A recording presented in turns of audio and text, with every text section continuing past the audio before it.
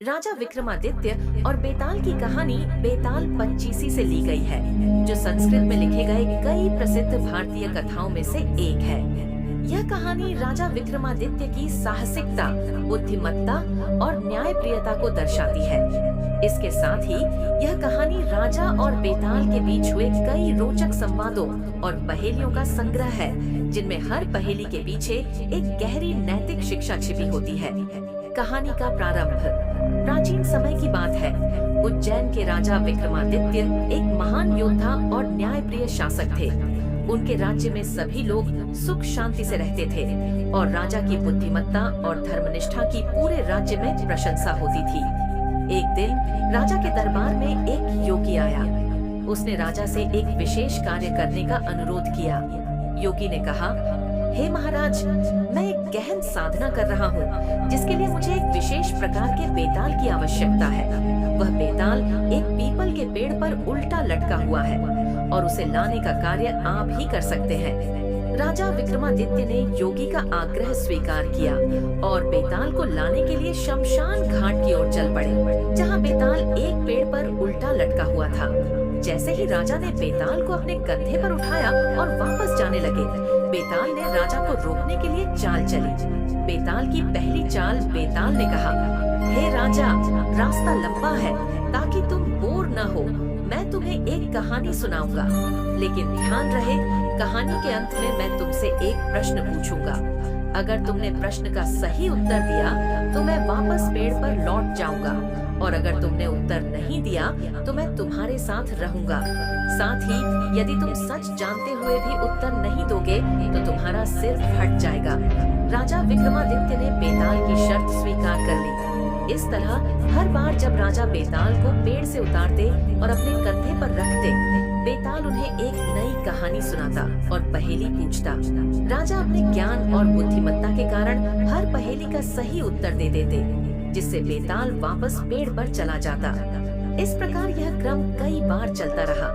कुछ कहानियां सी और उनकी पहेलियां, इन कहानियों में प्रत्येक कथा एक अनोखे नैतिक संदेश और जीवन की महत्वपूर्ण सच्चाइयों को उजागर करती है। हर बार बेताल राजा को ऐसी कहानी सुनाता जिसमें राजा को निर्णय की कसौटी पर परखा जाता।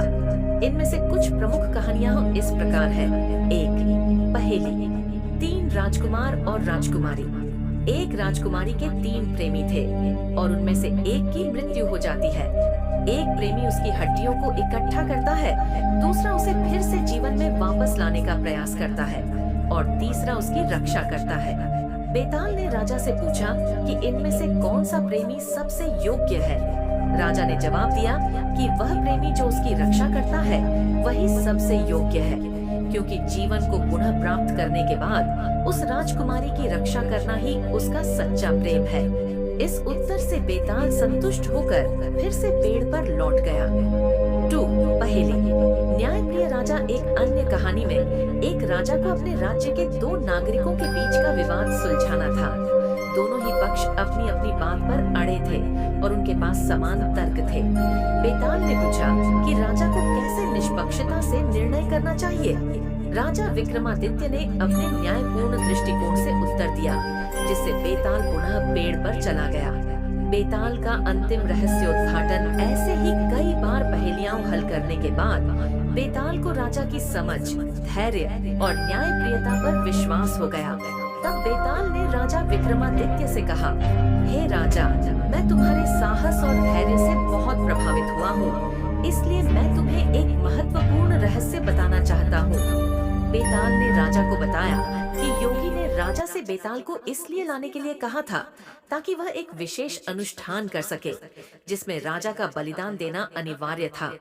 योगी की योजना थी कि राजा का बलिदान कर वह अमरत्व प्राप्त कर सके। बेताल ने राजा को सलाह दी कि योगी के इस षड्यंत्र को असफल करने के लिए उसे तुरंत योगी के पास पहुंचकर योजना बदलनी होगी। राजा विक्रमादित्य ने बेताल की बात मानी और जब वे योगी के पास पहुंचे तो उन्होंने योगी से सावधान होकर बातचीत की। जैसे ही योगी ने अपने अनुष्ठान की तैयारी की और राजा को बलि देने का प्रयास किया, राजा ने अपनी तलवार से योगी का वध कर दिया। कहानी का अंत। इस प्रकार राजा विक्रमादित्य ने बेताल की सलाह से योगी के षड्यंत्र को नाकाम कर दिया और अपने जीवन की रक्षा की। बेताल ने राजा को उनके साहस, धैर्य और बुद्धिमत्ता के लिए आशीर्वाद दिया। इस घटना के बाद राजा विक्रमादित्य ने राज्य में एक नई चेतना और समझ के साथ शासन किया। बेताल पच्चीसी की यह कहानी हमें सिखाती है कि कठिन परिस्थितियों में धैर्य और समझदारी से काम लेना चाहिए। साथ ही यह बताती है कि सच्चे धर्म और न्याय के मार्ग पर चलने वालों को